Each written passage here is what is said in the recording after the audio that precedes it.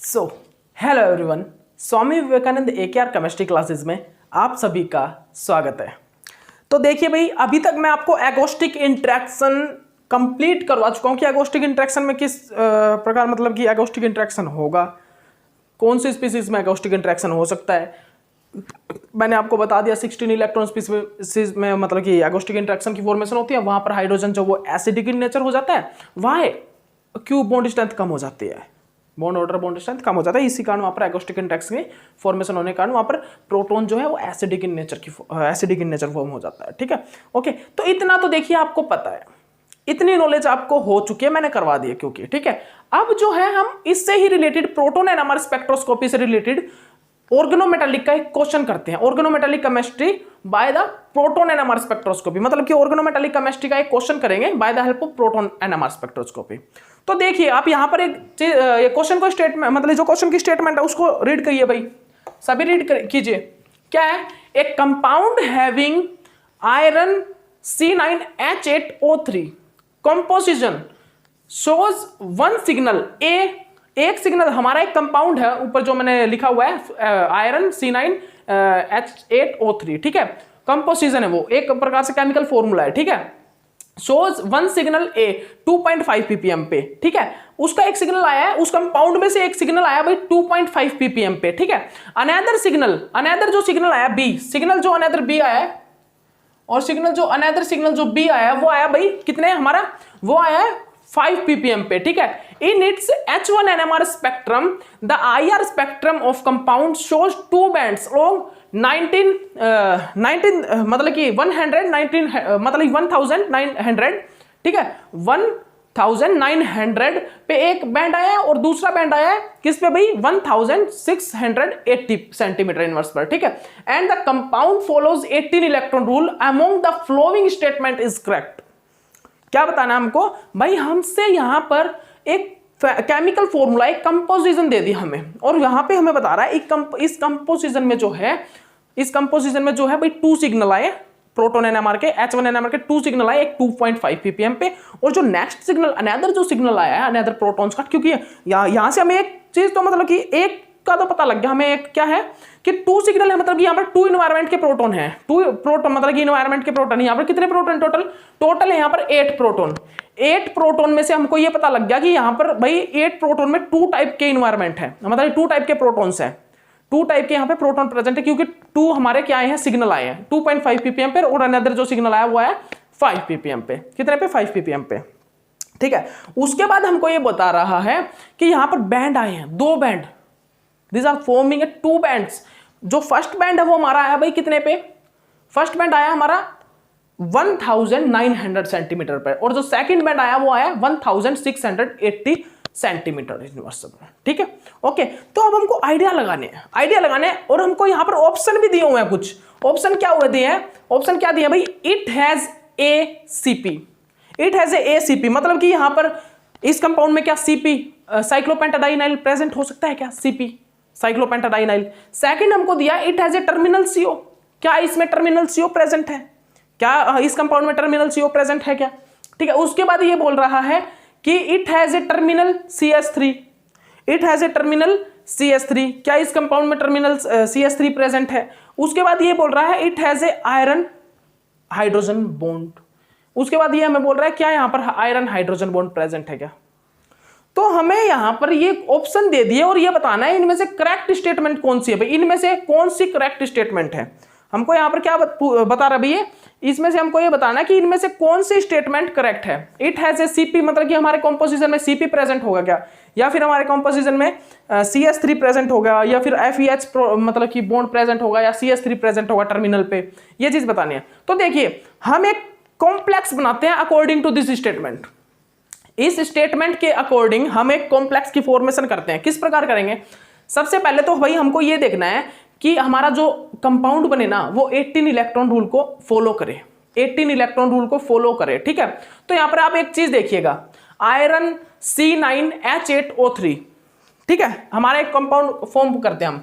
ये मेरा एक आयरन है भाई, ये मेरा एक आयरन। आप एक काम कीजिएगा भाई, आप ये है ना जो ये, इसको आप रफ कर दीजिए, और इसको आप एक काम कीजिए, आप सभी ने भाई ये स्टेटमेंट, चलिए आप एक काम कीजिए, चलिए मैं आपको पहले ऑप्शन करवा देता हूं, फिर ऑप्शन भी लिखवा देंगे, उसके बाद लिखवा देंगे, ठीक है। तो सबसे पहले आपको क्या देखना है कि हमारे पास भाई एक तो 2.5 ppm पे क्या है, सिग्नल है। 2.5 ppm पे आप आइडिया लगाइए, जो 2.5 ppm पे जो सिग्नल है ना वो किसका आता है। आप आइडिया लगाइए एक मिनट, 2.5 ppm पे जो सिग्नल है वो किसका आता है, बताइए मेरे को जल्दी। 2.5 ppm पे आता भाई इसका, कार्बोनाइल के साथ जो CS3 लगा होता है ना, कार्बोनाइल के साथ CS3 लगा होता है उसका 2.5, मतलब 2.3 से 2.5 तक उसका पीक चला जाता है। 2.3 से 2.5 तक प्रोटॉन एनएमआर में, आपको ये चीज पता है, ठीक है। उसके बाद आप एक चीज और देखिए, यहां पर जो उसके बाद जो हमारा ppm वैल्यू है ना वो कितना है भाई, 5 ppm है, 5 ppm। तो मैंने पीछे आपको कुछ एक रिंग करवाई, मैंने आपको पीछे कुछ एक रिंग लिखवाई थी। वैसे तो 5 ppm आपको पता है किसमें कब आता है भाई, जब हमारा इलेक्ट्रॉन विथड्रॉइंग ग्रुप हो, कोई ऐसा ग्रुप हो जहां पर इलेक्ट्रॉन विथड्रॉइंग ग्रुप प्रेजेंट हो, तो वहां पे 2 से 5 ppm आता है। लेकिन यहां पर तो हमारा ppm की जो वैल्यू है ना वो 5 ppm है, 5। यहां पर कोई बीच में मतलब कि कोई फिक्स वैल्यू नहीं दी, यहां पर 5 ppm वैल्यू कब जा सकती है, या तो कोई हाईली इलेक्ट्रोनेगेटिव ग्रुप लगे हों, ठीक है। क्या यहां पर लगे हैं भाई, यहां पर तो भाई नहीं लगे, यहां पर तो ऑक्सीजन है, तो यहां पर एक तो मोइटी ये बन सकती है, एक मोइटी ये बन सकती है। क्या इनकी ppm की वैल्यू 5 ppm जाएगी, बिल्कुल भी नहीं जाएगी भाई। इनकी ppm की वैल्यू तो 5 ppm बिल्कुल भी नहीं जाएगी, इनकी तो आपको पता ही है कितनी जाएगी, 4.5 तक जा सकती है, 3.6 से 4 और 4 से 4.5 इतनी जा सकती है। लेकिन आप ये चीज देखिए, जो मैंने आपको क्या बनवाया था, रिंग बनवाई थी, इसकी जो ppm की वैल्यू है ना, इसकी जो ppm की वैल्यू जब यहां पर मेटल कनेक्ट होगा, तो इसकी ppm की वैल्यू थी भी 4 से 5 ppm, 4 से 5 ppm मैंने आपको करवाया है, ये मैंने आपको करवा भी दिया था, ठीक है। 4 से 5 ppm जो बेंजीन था सिंपल, उसका था 7.23 था, और बेंजीन के साथ जब मैंने मेटल अटैच करवाया था 4 से 5 ppm था। और जब 5 CP के साथ साइक्लोपेंटाडाइनाइल में भी जब मेटल कनेक्ट करवाया मैंने, वहां पर जो वैल्यू आई थी, वहां पर भी वैल्यू कितनी आई थी भाई, 5 ppm, 4 से 5 ppm आई थी, ठीक है। तो मैंने भाई आइडिया लगा लिया कि हमारा एक तो भाई ये टर्मिनल वाला CS3 प्रेजेंट हो सकता है, क्योंकि जब कार्बोनाइल ग्रुप पे कार्बोनाइल के टर्मिनल पे क्या प्रेजेंट होगा, CS3 प्रेजेंट होगा ना, उस टाइम पे हमारी ppm की वैल्यू 2.5 हो सकती है। और जो हमारे CP के जो हाइड्रोजन होते हैं वो हमारे कितनी देते हैं ppm की वैल्यू, 5 से, वो देते हैं भाई हमारे जनरली 4 से 5 ppm पे वैल्यू। और इस टाइप के कंपाउंड में तो आपको पता ही है, इस टाइप के कंपाउंड में जो प्रेजेंट होते हैं ना वो क्या होते हैं, कार्बोनाइल और साइक्लोपेंटाडाइनाइल। तो आप यहां से भी आइडिया लगा सकते हो कि साइक्लोपेंटा, आप इस टाइप के कॉम्प्लेक्स है ना ऑर्गेनोमेटेलिक के, तो वहां पर मैक्सिमम यही चेक करना कि CP लगा के देखना, और CP लगा के ये देखना कि प्रोटॉन कंप्लीट हो रहे हैं क्या। तो यहां पर देखिए भाई, यहां पर ये CS3 और ये है CP, तो यहां पर इसके प्रोटॉन कंप्लीट हो रहे हैं क्या, इन ग्रुप से प्रोटॉन कंप्लीट हो रहे हैं क्या, बिल्कुल प्रोटॉन कंप्लीट हो रहे हैं, हमारे 8 प्रोटॉन कंप्लीट हो रहे हैं, 8 प्रोटॉन हमारे कंप्लीट हो रहे हैं। और यहां से क्या हो गया, एक ऑक्सीजन हो गया, और कार्बन कितने हो गए, 1 2 और ये 5, मतलब कि 7 कार्बन कंप्लीट हो गए। अब यहां पर 2 कार्बन बचे और 2 ऑक्सीजन बचे, तो ये कैसा कॉम्प्लेक्स हो सकता है, ये मेटल कार्बोनाइल का कॉम्प्लेक्स भी हो सकता है, ये कॉम्प्लेक्स जो है मेटल और कार्बोनाइल का भी हो सकता है। तो हमने क्या किया, 2 कार्बोनाइल का और यूज कर लिया, हमने 2 कार्बोनाइल और ले लिए, 2 कार्बोनाइल, और उन 2 कार्बोनाइल को टर्मिनली लिगैंड के साथ, मतलब मेटल के साथ कनेक्ट करवा दिया, टर्मिनली लिगैंड के साथ मेटल के साथ कनेक्ट करवा दिया, ठीक है। तो हमारा जो कॉम्प्लेक्स है ना वो किस टाइप का बनेगा, यहां पर आप देखिएगा, मैंने एक कॉम्प्लेक्स जनरेट कर दिया यहां पर, किस टाइप का भाई, यहां पर मैंने इस टाइप का एक कॉम्प्लेक्स फॉर्म करवा दिया,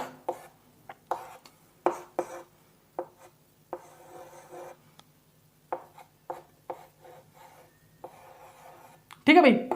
और ये हमारा एक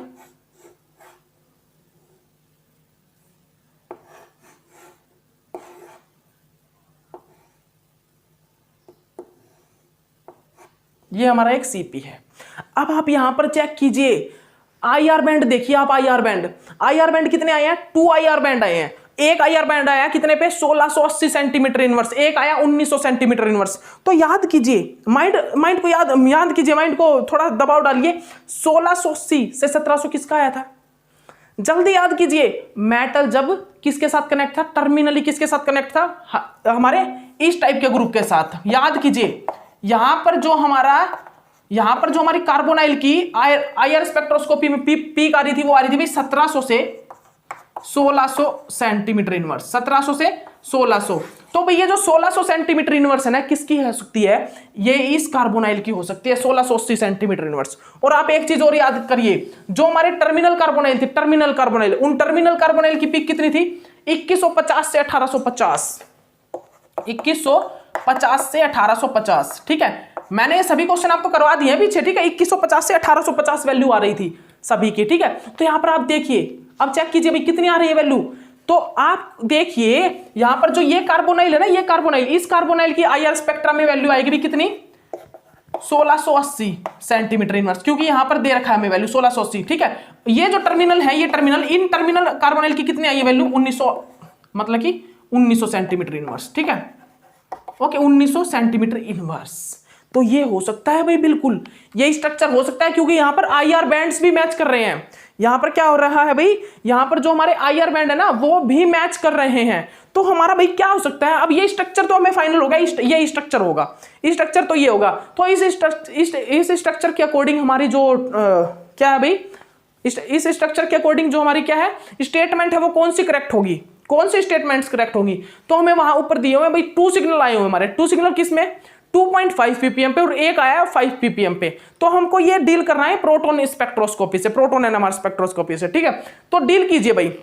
यहां पे ये जो पीपीएम की ये पीपीएम वैल्यू आई है, ये किस चीज से आई है भाई? ये आई है इट हैज सीपी, एक सीपी प्रेजेंट होने के कारण ये पीपीएम वैल्यू आई है। और किसके कारण आई है भाई? ये एक आई है टर्मिनल CS3 के कारण। ये किसके कारण आई है भाई ये वैल्यू? ये जो पीपीएम की वैल्यू है, हमें मेनली यहां पर जो डील करना है पीपीएम वैल्यू से करना है। आईआर बैंड तो हमें मतलब कि ये बता सकते हैं कि आईआर बैंड भाई एक कार्बोनाइल ये इस टाइप से प्रेजेंट होगा और 2 कार्बोनाइल ये टर्मिनल प्रेजेंट, तो इनके 2 आईआर बैंड आए हैं। ठीक है, एक इस कार्बोनाइल के लिए और 2 इस कार्बोनाइल, मतलब एक इस कार्बोनाइल के लिए आया है। ठीक है, एक इस कार्बोनाइल के लिए आया है। ठीक है, लेकिन आपको यहां पर भी ये भी देखना होगा कि आखिरकार इसके 2 आईआर बैंड आएंगे, 3 आएंगे आईआर बैंड। तो आपको याद होना चाहिए 3 आईआर बैंड आएंगे। कितने आईआर बैंड आएंगे? 3, क्योंकि ये दोनों के दोनों कार्बोनाइल डिफरेंट हैं। ये दोनों के दोनों कार्बोनाइल डिफरेंट हैं। 3 आईआर बैंड आएंगे यहां पर, क्योंकि यहां पर जो इसका आप चेक करोगे ना, तो यहां पर क्या आएगा? इसके पॉइंट ग्रुप C2 भी आएगा और 3 आईआर बैंड आएगा। इसके कितने आईआर बैंड आएंगे? 3 आईआर बैंड आएंगे। और इन दोनों के जो आईआर बैंड की फ्रीक्वेंसी होगी वो होगी 2150 से 1850 के बीच में, तो 1900 सेंटीमीटर इनवर्स इनके बीच में ही है। ठीक है, और इसकी जो आएगी वो कितनी आएगी? 1700 से 1600 सेंटीमीटर इनवर्स के बीच में, सेंटर। ठीक है, ओके, तो ये 1680 सेंटीमीटर इनवर्स हमारे पास वैल्यू है। ठीक है, तो अब भाई आपको क्या देखना है यहां पर?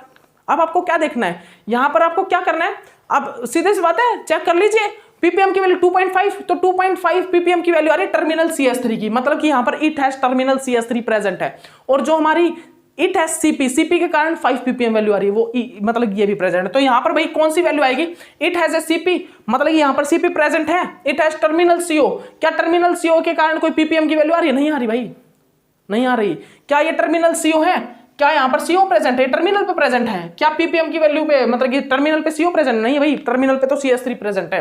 तो यहाँ पर टर्मिनल पे इट हैज टर्मिनल CS3, मतलब कि यहाँ पर जो करेक्ट स्टेटमेंट आएगी वो कौन सी आएगी भाई? C और A, क्योंकि इट हैज FEH बॉन्ड। क्या यहाँ पर आपको FEH बॉन्ड दिखाई दे रहा है? FEH बॉन्ड यहाँ पर नहीं है। ठीक है, तो भाई ये होएगा इसका आंसर A एंड C। इसका जो आंसर होगा वो होगा A एंड C। ठीक है, A एंड C इसका आंसर होगा करेक्ट। ठीक है, याद रखिएगा, इस पॉइंट को अच्छे से याद कर लेना। इस टाइप का क्वेश्चन आपके पूछा जाएगा, इस टाइप के क्वेश्चन आपको एग्जाम में पूछे जा सकते हैं भाई, सुन लो ध्यान से। इस टाइप के क्वेश्चन आपके एग्जाम में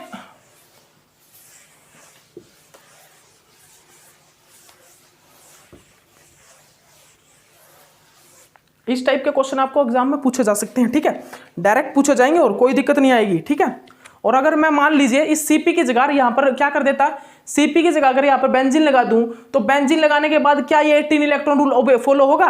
देखिए, क्या ये 18 इलेक्ट्रॉन रूल, आपको एक चीज तो देखना भूल गए, क्या ये 18 इलेक्ट्रॉन रूल ओबे हो रहा है?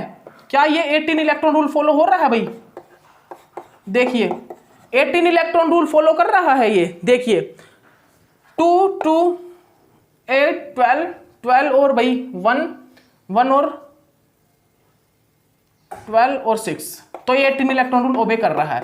लेकिन अगर यहां पर मैं क्या लगा देता? बेंजीन लगा देता भाई, C6H5 बेंजीन लगा देता, तो क्या होता है ये? तो क्या ओबे करते भाई इलेक्ट्रॉन को? तो यहां पर जो इलेक्ट्रॉन है वो कितने हो जाते हैं? फिर यहां पर इलेक्ट्रॉन हो जाते हैं 19 के बाद ये फॉलो नहीं करता। ये 19 इलेक्ट्रॉन मतलब कि ओबे नहीं करता। ठीक है, ओबे नहीं करता, जिसके कारण यहां पर यहां पर हमारा क्वेश्चन करेक्ट नहीं होता, क्योंकि 18 इलेक्ट्रॉन रूल का कॉम्प्लेक्स बन रहा है इसमें, स्टेटमेंट में बिल्कुल साफ साफ बताया हुआ है, जो भी केमिकल फॉर्मूला मतलब स्ट्रक्चर बनेगा वो 18 इलेक्ट्रॉन रूल को ओबे करेगा, ठीक है। ओके, उसके बाद हमको यहां पर क्या देखना है भाई, हमको यहां पर चेक करना है सम स्पेसिफिक, क्वेश्चन है some specific region example that time showing 3 peak at a temperature dependence. ये बोल रहा है क्या, जो हमारी ये पीक है ना, ये जो मेटल कनेक्ट है यहां पर,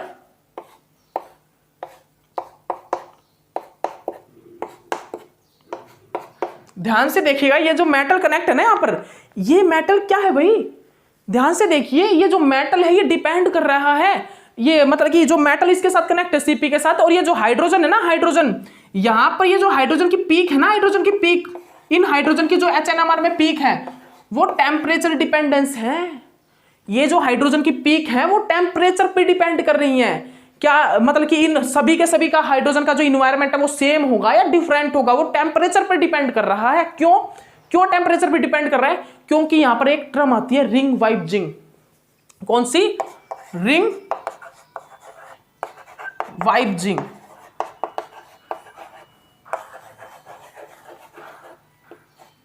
यहां पर भाई एक टर्म आती है, कौन सी? रिंग वाइब्जिंग, ठीक है। उस टर्म का नाम लिख लीजिए आप। यहां पर जो टर्म आती है, कौन सी आती है? रिंग वाइब्जिंग है, वाइब्जिंग, ठीक है भाई। यहां पर एक टर्म आती है रिंग वाइब्जिंग, ठीक है। इसमें क्या होता है, जब हमारा रूम टेम्परेचर पर हो ना कॉम्प्लेक्स, जब हमारा रूम टेम्परेचर पर हो कॉम्प्लेक्स, तो उस टाइम पे रिंग वाइब्जिंग हो जाती है। रिंग वाइब्जिंग में क्या होता है, ये मेटल जो है ना, ये मेटल ओनली इस कार्बन के साथ कनेक्ट नहीं रहेगा, ये एक प्रकार से फ्लक्सोनियल लिगेंड है ना, तो ये इसके साथ भी, इसके साथ भी, इसके साथ भी, इसके साथ भी, ये सभी के साथ कनेक्टेड हो जाएगा, ठीक है। ये यहां से ब्रेक होके ये यहां पर चले जाएगा, ये यहां पर चले जाएगा, यहां पर, मतलब कि रिंग वाइब्जिंग होती है। वो रिंग वाइब्जिंग मैं भी करवाऊंगा आपको, टेंशन मत लीजिए। लेकिन मैं आपको सिर्फ अभी क्या बताना आपको मेरे को इसमें, कि जब मेटल सीपी के साथ कनेक्ट हो, किस प्रकार? N1 हेप्टासिटी से। जब हमारा मेटल साइक्लोपेंटाडाइनाइल के साथ कनेक्ट हो, किस प्रकार? हेप्टासिटी 1 के थ्रू। मतलब कि एक मेटल के साथ, मतलब कि एक मेटल जो है वो ओनली 1 कार्बन के साथ कनेक्ट हो सीपी में, साइक्लोपेंटाडाइनाइल में। तो यहां पर कौन सा रूल लग जाता है भाई? अगर यहां पर रूम टेम्परेचर पे है कॉम्प्लेक्स, तो यहां पर रिंग वाइब्जिंग होगी, जिसके कारण यहां पर सभी के सभी प्रोटॉन सेम इन्वायरमेंट के होंगे, और यहां पर सभी प्रोटॉन 5 के 5 प्रोटॉन क्या देंगे भाई? 1 सिग्नल देंगे, ठीक है। यहां पर रिंग वाइब्जिंग आ जाएगी, जिसके कारण यहां पर सभी प्रोटॉन एक ही सिग्नल देंगे। बट मेरी बात सुनिएगा ध्यान से, लेकिन अगर यहां पर हम टेम्परेचर, रूम टेम्परेचर से ज्यादा लो कर दें, बहुत लो कर दें, जैसे कि -80 डिग्री सेल्सियस, तो यहां पर ये सभी के सभी प्रोटॉन डिफरेंट सिग्नल देंगे। ये सभी के सभी प्रोटॉन अपना डिफरेंट सिग्नल देंगे। सुन लीजिए ध्यान से मैं क्या बोल रहा हूं। अगर हमारे ये जो सीपी पे मेटल लगा है, सीपी पे जो ये मेटल लगा करेक्ट डायरेक्ट, अगर हमारा रूम टेम्परेचर है, तो ये मेटल जो है रिंग वाइब्जिंग करता रहेगा, कभी यहां पर चला जाएगा, कभी यहां पर, कभी यहां पर, कभी यहां पर, ठीक है। ऐसे जाके सभी प्रोटॉन का नेचर जो है, इन्वायरमेंट सेम कर देगा, जिसके कारण सभी प्रोटॉन का एक ही सिग्नल आएगा। लेकिन अगर मैं रूम टेम्परेचर से टेम्परेचर लो कर दूं, it means 80 degree Celsius, -80 degree Celsius, -80 degree Celsius और भी इससे लो ले जाऊं, या मतलब कि माइनस में टेम्परेचर ले जाऊं, रूम टेम्परेचर से नीचे ले जाऊं, उस टाइम पे जो रिंग वाइब्जिंग होती है ना, जो रिंग वाइब्जिंग, वो स्टॉप हो जाती है भाई। उस टाइम पे वो स्टॉप हो जाती है, और उसके स्टॉप होने पर ये पांचों के पांचों hydrogen, 5 hydrogen showing a different environment, all 5 hydrogens showing a different environment, and both 5 hydrogen showing a different signal. Different means 3 signal देंगे। कैसे? ये दोनों हाइड्रोजन अपना सेम इन्वायरमेंट शो करेंगे, ये दोनों शो करेंगे, और एक ये शो करेगा। कैसे देखिएगा, मेटल भाई कौन से कार्बन पर ज्यादा इलेक्ट्रॉन डेंसिटी डोनेट कर रहा है? इस वाले पे ना, इस वाले पे, तो इस वाले हाइड्रोजन पर ज्यादा शिल्डिंग नेचर आएगा। उसके बाद इन पर कर रहा है, इन दोनों पर, तो उसके बाद इन पर ज्यादा शिल्डिंग नेचर होगा, फिर उसके बाद इन पर कर रहा है, तो ये ज्यादा शिल्डेड होंगे। तो यहां पर भाई कितने टाइप के हाइड्रोजन होंगे? 3 टाइप के। एच है ना, जो सबसे ज्यादा शिल्डेड होगा भाई, एच ए। उसके बाद होंगे हमारे 2HB जो है, वो सबसे ज्यादा शिल्डेड होंगे। फिर उसके बाद जो 2HC है ना, 2HC, वो सबसे ज्यादा शिल्डेड होंगे, 2HC। 2 हाइड्रोजन है ना, इसलिए 2 लिखा है, ठीक है। तो सबसे ज्यादा जो सिल्डिड होगा वो होगा Ha, उसके बाद जो सबसे ज्यादा सिल्डिड होगा वो कौन सा होगा 2Hb, फिर होगा 2Hc। तो यहां पर ppm की वैल्यू अगर मैं कंपेयर करूं ppm की वैल्यू, तो यहां पर भाई सबसे कम ppm की वैल्यू किसकी आएगी, Ha की, और फिर उसके बाद किसकी आएगी 2Hb की, फिर 2Hc की, सबसे कम ppm की वैल्यू आएगी, मतलब सबसे सिल्डिड होंगे ये सबसे सिल्डिड होंगे, ठीक है। तो ये कहां पे आएंगे, मतलब कि ये कहां पर आएंगे भाई, सबसे सिल्डिड होने के कारण, मतलब टीएमएस से भी थोड़ी थोड़ी नेगेटिव में ही वैल्यू आएगी इनके, ठीक है। मेटल के साथ डायरेक्ट कनेक्ट तो नहीं है, लेकिन ये सिल्डिड रीजन में आएगा, टीएमएस के नजदीक ही वैल्यू आएगी इसकी, ठीक है। और जीरो नहीं होगी, नजदीक आसपास ही वैल्यू आएगी, ठीक है। नेगेटिव में भी जा सकती है, लेकिन नेगेटिव में जब जाती है जब डायरेक्ट कनेक्ट होता है, लेकिन यार मेटल इलेक्ट्रॉन डोनेट कर रहा है ना एडजेसेंट कार्बन पे, तो इसलिए यहाँ पर नेगेटिव के आसपास ही जाएगी वैल्यू, ठीक है। ओके, याद रखना, ठीक है, बहुत सिल्डिड रीजन में होगा एच, ठीक है। तो भाई यही चीज मैं आपको बता रहा हूँ, और कितनी वैल्यू आएगी मैं बता देता हूँ आपको, देखिए कितनी वैल्यू आएगी यहाँ पर मैं बता देता हूँ। लीजिए नेगेटिव के इतनी भी आसपास नहीं है, बता देता हूँ आपको, लीजिए बता देता हूँ आपको वैल्यू। इसकी वैल्यू है ना कितनी थी भाई, जब यहाँ पर मेटल कनेक्ट था रूम टेम्परेचर पर, जब यहाँ मेटल कनेक्ट था भाई एट ए रूम टेम्परेचर पर कितना था भाई वैल्यू, रूम टेम्परेचर पर इसकी वैल्यू आ रही थी 4 से 5 ppm, 4 to 5 ppm वैल्यू आ रही थी, ठीक है। लेकिन जब मैंने यहां पर टेम्परेचर को बहुत ज्यादा लो कर दिया, जब मैंने टेम्परेचर को क्या कर दिया भाई, डिक्रीज कर दिया, जब मैंने टेम्परेचर को डिक्रीज कर दिया, उसके बाद क्या हुआ, यहां पर टेम्परेचर डिक्रीज करने के बाद ना ये जो इसकी वैल्यू है वो चली गई भी कितने पे, इनकी वैल्यू चली गई 3.5 ppm पे। उसके बाद सभी प्रोटॉन डिफरेंट अपनी वैल्यू देना स्टार्ट कर दिया सभी ने, ठीक है। उसके बाद भाई जो Hb है ना, ये Hb ने अपनी वैल्यू दी भी कितनी 4.7 ppm तक, ठीक है। उसके बाद वही वैल्यू आई कितनी 6.4 ppm तक एट लो टेम्परेचर, 6.4 ppm तक। अब ये क्यों हुआ भी ऐसा, क्यों हुआ ऐसा, क्योंकि जब रिंग वाइज बिंग हो रही थी ना, तो मेटल सभी जगह जा सके हर एक प्रोटॉन पे जाके इलेक्ट्रॉन डेंसिटी डोनेट कर रहा था, इसीलिए वहां पर मैंने एक मतलब वैल्यू दे दी थी क्या 4 से 5 ppm। लेकिन यहां पर लो टेम्परेचर करने के बाद -80 डिग्री सेल्सियस टेम्परेचर करने के बाद क्या हुआ कि इस प्रोटॉन पे इलेक्ट्रॉन डेंसिटी ज्यादा डोनेट हो रही है, इसीलिए ये ज्यादा सिल्डिड होगा, और इसकी वैल्यू आएगी 3.5 ppm, ठीक है। उसके बाद इन प्रोटॉन पे हो रही है तो इसकी वैल्यू आई 4.7, फिर उसके बाद सी वाले पर हो रही है, HC वाले पे, ये हमारा जो HC है, ठीक है। और इसकी वैल्यू क्या आ रही है, इसकी वैल्यू क्या आ रही है भाई 6.4 ppm आ रही है, ठीक है, क्योंकि सबसे कम इलेक्ट्रॉन डेंसिटी यहां पर ही डोनेट हो रही है इन वाले प्रोटॉन्स पे, ठीक है, याद रखिएगा, ठीक है। तो आपको ये भी समझ में आ गया होगा, ये भी आपको समझ में आ गया होगा कि CP पे मेटल कनेक्ट है हेप्टासिटी 1 के थ्रू, आपको ये चीज भी समझ में आ गई होगी कि जो हमारा CP पे, क्या बोल रहा हूं मैं, जो हमारा CP है, CP उसके साथ जब हेप्टासिटी 1 के थ्रू मेटल कनेक्ट है, तो यहां पर आखिरकार किस प्रकार यहां पर रूम टेम्परेचर और एट वेरी लो टेम्परेचर पर किस प्रकार इफेक्ट आ रहा है प्रोटॉन की ppm वैल्यू पर, ये मैंने आपको बता दिया। तो जब रिंग वाइज बिंग होगी तो सभी के सभी प्रोटॉन जो है वन इन्वायरमेंट शो करेंगे, और जब रिंग वाइज बिंग नहीं होगी तो सभी के सभी प्रोटॉन का डिफरेंट इन्वायरमेंट होगा, सभी के सभी प्रोटॉन का भी क्या होगा, डिफरेंट इन्वायरमेंट होगा, याद रखिएगा आप इस चीज को, सभी के सभी प्रोटॉन का इन्वायरमेंट जो है वो डिफरेंट होगा, ठीक है। ओके, इस पॉइंट को याद रखना भाई आप, एक मिनट रुकिएगा भाई, फोकस नहीं आ रहा है, फोकस कर लेते हैं सही, फोकस को सही कर लेते हैं, इसमें फोकस नहीं बन रहा।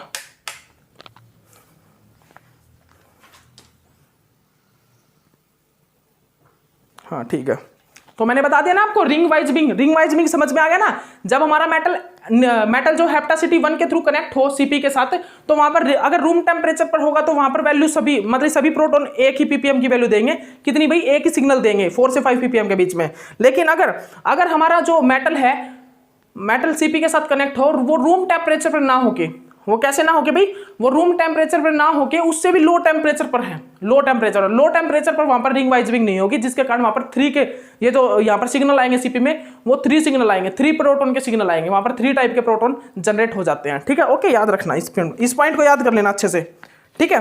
तो भाई आपको रिंग वाइज बिंग, आपको एक क्वेश्चन करवाऊं क्या, लीजिए आपके एक क्वेश्चन कीजिए, आप एक क्वेश्चन कीजिएगा, देखिए मैं क्वेश्चन करवाता हूं आपको एक। हमारे पास एक क्वेश्चन है आयरन, और ये भाई यहां पर CP है और एक यहां पर CP है, ठीक है। उसके बाद हमको क्या करना है भाई, ये ठीक है भाई। अब हमको यहां पर क्या देखना है, हमको यहां पर क्या देखना है कि यहां पर जो ना यहां पर जो हमारा ये कनेक्ट है हेप्टासिटी 1 से, और यहां पर जो ये सीपी है, यहां पर जो आयरन कनेक्ट है नीटा 5 से, मतलब यहां पर तो सीपी कनेक्ट है भाई नीटा 5 से, और यहां पर सीपी कनेक्ट है नीटा 1 से, ठीक है, नीटा 1 से, मतलब कि एक कार्बन के साथ हमारा मेटल कनेक्ट है। सुन लीजिए, 1 कार्बन के साथ हमारा मेटल क्या है, कनेक्ट है। तो भाई यहां पर क्या होगा, देखिएगा, अगर रूम टेम्परेचर होगा ना, रूम टेम्परेचर, अगर रूम टेम्परेचर होगा तो यहां पर ये सभी के सभी प्रोटॉन, ये सभी के सभी प्रोटॉन हमारा कितना सिग्नल देंगे भाई, 1 सिग्नल देंगे, 1 सिग्नल देंगे अगर रूम टेम्परेचर है तो।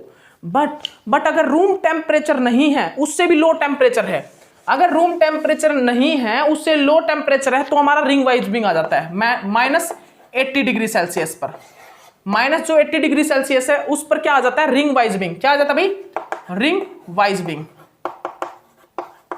रिंग वाइज बीइंग फॉर्म हो जाती है। वहां पर क्या हो जाता है भाई, वहां पर रिंग वाइज बीइंग फॉर्म हो जाती है। तो मैं वहां पर क्या देखता हूं, जनरली मैं रिंग वाइज बीइंग में क्या देखूंगा। अब आपको रिंग वाइज बीइंग पता होना चाहिए, अब आपको जनरली रिंग वाइज बीइंग होता क्या आखिरकार ये पता होना चाहिए, रिंग वाइज बीइंग। तो सुन लीजिए मेरी बात, रिंग वाइज बीइंग में क्या होता है, जो मेटल और जो कार्बन है ना, मेटल और कार्बन वो जो पोलर तो होते हैं हमारे, क्या होता है, ये जो मेटल है, ये जो मेटल है ना, ये है एक प्रकार से यहां पर इस बॉन्ड के बीच में पोलरिटी की नेचर जनरेट हो रहा है। यहां पर जो ये मेटल है, इस मेटल और ये सीपी है, जो यहां पर एक पोलर बॉन्ड की फॉर्मेशन हो रही है। बिकॉज आप सभी को पता है ये क्या है भाई, ये मेटल है, ये हमेशा इलेक्ट्रॉन को डोनेट करता है, इलेक्ट्रॉन को डोनेट। तो मैं बात करूं तो मेटल पर कैसे चार्ज आएगा भाई, पोलर बॉन्ड के थ्रू पॉजिटिव, और यहां पर आएगा नेगेटिव, मतलब पार्शली, अभी पार्शली चार्ज आ रहा है, अभी कैसा भी, अभी पार्शली जनरेट हो रहा है चार्ज, कैसा, डेल्टा नेगेटिव और डेल्टा पॉजिटिव। याद रखिएगा, ध्यान रखिए जो बता रहा हूं मैं, अच्छे से याद रखिए इस चीज को जो मैं बताने जा रहा हूं आपको, कि जब हमारा सीपी जो है हमारा जब डायरेक्टली कनेक्ट होगा मेटल के साथ, जब हमारा साइक्लोपेंटाडाइनाइल डायरेक्टली किसके साथ कनेक्ट होगा भी, मेटल के साथ कनेक्ट होगा, तो उसमें क्या होगा, उसमें ये जो कार्बन और जो हमारा जो मेटल का बॉन्ड है वो होगा कैसे, वो कैसा होगा भाई, वो होगा एक प्रकार से पोलैरिटिक बॉन्ड, मतलब कि मेटल होगा पॉजिटिव और ये होगा नेगेटिव। तो आपको पता ही है ये चीज तो आपको भी पता है ना, ये चीज तो आपको भी पता है क्या होगा, पोलैरिटिक होगा। तो जब यहां पर रिंग वाइज बीइंग फॉर्म होती है, रिंग वाइज बीइंग, सुनिएगा ध्यान से, रिंग वाइज बीइंग जब फॉर्म होती है ना, तो जनरली ये क्या होता है भाई, ये कैसा होता है, ये होता है भाई, अभी कैसा है ये, अभी इसका नेचर कैसा है, अभी इस रिंग का नेचर कैसा है, एंटी एरोमेटिक नेचर है, एंटी एरोमेटिक है। लेकिन जैसे ही रिंग वाइज बीइंग होगा, रिंग वाइज बीइंग, तो ये कन्वर्ट हो जाएगा किस चीज में, एरोमेटिक में कन्वर्ट हो जाएगा, एरोमेटिक में। बिकॉज रिंग वाइज बीइंग में क्या होता है, रिंग वाइज बीइंग में यहां पर नेगेटिव चार्ज जाएगा और यहां पर पॉजिटिव चार्ज। अब ये नेगेटिव चार्ज क्या करेगा, कंजुगेशन करना स्टार्ट कर देता है। अब ये नेगेटिव चार्ज इस टाइप से कंजुगेशन करने स्टार्ट कर देता है, और आप सभी को पता है ये क्या होता है भाई, ये होता है एरोमेटिक, ये होता है एरोमेटिक, और ये होता है, ये फॉर्म होती है सीपी की एंटी एरोमेटिक की। ये जो फॉर्म होती है ये कैसी होती है, एंटी एरोमेटिक, और ये फॉर्म होती है एरोमेटिक फॉर्म। ठीक है, याद रखिएगा, ये वाली फॉर्म होती है एरोमेटिक, वो होती है एंटी एरोमेटिक। तो आप यहां पर क्या देखना भी, आपको यहां पर क्या देखना है, ध्यान से देखिएगा मेरी बात, मैं जो बोल रहा हूं, जब यहां पर हमारा मेटल डायरेक्ट कनेक्ट है, रिंग वाइज बीइंग नहीं हो रही, उस टाइम पे तो हमारा कॉम्प्लेक्स जनरली ये होता है एंटी एरोमेटिक। लेकिन अगर रिंग वाइज बीइंग होगी ना, रिंग वाइज बीइंग, तो हमारा कॉम्प्लेक्स ये किस प्रकार होगा भाई, यहां पर लिगैंड मेटल को इलेक्ट्रॉन डोनेट नहीं कर रहा, यहां पर मेटल क्या कर रहा है, इलेक्ट्रॉन डोनेट कर रहा है, किसको भाई, हमारे रिंग को। और मेटल पे आएगा इस प्रकार पॉजिटिव चार्ज, और इस पे आएगा नेगेटिव चार्ज, क्योंकि this is a polaritic bond. Metal और कार्बन के बीच में ये क्या है भाई, पोलैरिटिक बॉन्ड है। ये कैसा बॉन्ड है भाई, ये कैसा है, ये एक प्रकार से पोलैरिटिक बॉन्ड है। ठीक है, पोलैरिटिक बॉन्ड, तो ये पोलैरिटिक बॉन्ड है, इसीलिए मेटल पर क्या आएगा, पॉजिटिव चार्ज, और हमारे कार्बन पर आएगा क्या, negative charge. Because carbon, metal donate the electron into carbon. ठीक है, मेटल डोनेट करेगा इलेक्ट्रॉन को टू लिगैंड के पास, कार्बन के पास। ठीक है, ओके। तो यहां पर क्या होगा, यहां पर इस पर आएगा नेगेटिव चार्ज। अब नेगेटिव चार्ज आते साथ ये हो जाएगा एंटी एरोमेटिक से एरोमेटिक।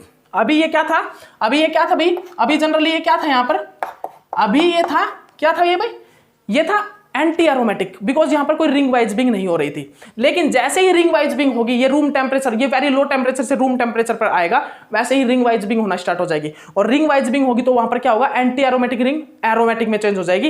एरोमेटिक में जैसे ही चेंज होगी ये कंजुगेशन करना स्टार्ट कर देगा, कंजुगेशन। और कंजुगेशन में क्या होगा भाई, कंजुगेशन में क्या होगा, देखिएगा ध्यान से, हमारा ये नेगेटिव चार्ज है ना, ये पॉजिटिव चार्ज है, ठीक है। कंजुगेशन में क्या होगा, ये नेगेटिव चार्ज इस टाइप से कंजुगेट करके नेगेटिव चार्ज अब यहां पर जाएगा।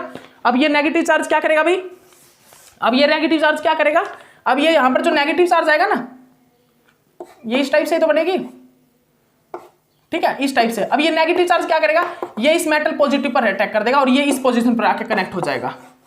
हमारा मेटल इस पोजीशन पर आके क्या होगा भाई, कनेक्ट हो जाएगा, ठीक है, इस टाइप से। अब इसी टाइप से यहां पर दोबारा हो जाएगा, यहां पर क्या हो जाएगा भाई, रिंग वाइज बिंग हो जाएगी दोबारा, अगेन यहां पर रिंग वाइज बिंग हो जाएगी, देखिएगा ध्यान से।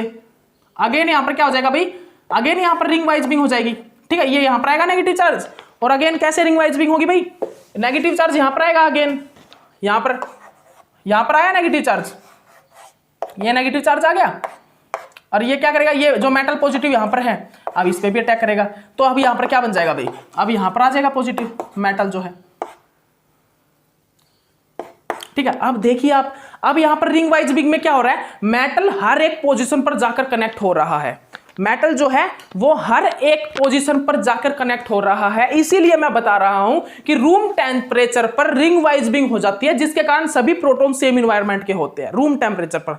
बट अगर मैं टेम्परेचर को लो कर दूं, वेरी लो टेम्परेचर कर दूं, और हमारी हेप्टासिटी क्या हो, और हमारी हेप्टासिटी हो 1, सीपी के साथ एक मेटल, मतलब कि जो मेटल है वो हेप्टासिटी 1 के थ्रू कनेक्ट हो सीपी में, ठीक है, तो वहां पर रिंग वाइज बिंग आ जाता है। रिंग वाइज बिंग ये जरूरी नहीं इसमें, ये उसमें भी आ सकता है, जो हमारा 7 मेंबर्ड रिंग होती है, 7 मेंबर्ड रिंग होती है उसमें भी आ सकता है, 3 मेंबर्ड रिंग में भी आ सकता है, ठीक है। ये हमारा फ्लेक्सोनियल लिगेंड है सीपी, तीनों फ्लेक्सोनियल लिगेंड है, 3 मेंबर्ड, 7 मेंबर्ड, 5 मेंबर्ड, तो ये कहीं पर भी फॉर्म हो सकते हैं रिंग वाइज रिंग। बस हमको क्या देखना है, टेम्परेचर वेरी लो तो नहीं है, अगर रूम टेम्परेचर है तो रिंग वाइब्रिंग होगी, वेरी लो टेम्परेचर है तो वहां पर रिंग वाइब्रिंग नहीं होगी। और ये हेप्टासिटी कनेक्ट हो कैसे, ये कंप्लीट मतलब मैक्सिमम हेप्टासिटी नहीं होनी चाहिए, हेप्टासिटी होनी चाहिए कम, जैसे कि N1 N2 N3 इस टाइप से हेप्टासिटी चलेगी, ठीक है। किस टाइप से भाई, N1 N2 N3 इस टाइप से कम मैक्सिमम हेप्टासिटी होगी, तो क्या जरूरत है हमें रिंग वाइब्रिंग की, मैक्सिमम हेप्टासिटी होगी तो रिंग वाइब्रिंग की जरूरत क्या पड़ेगी फिर हमको, ठीक है।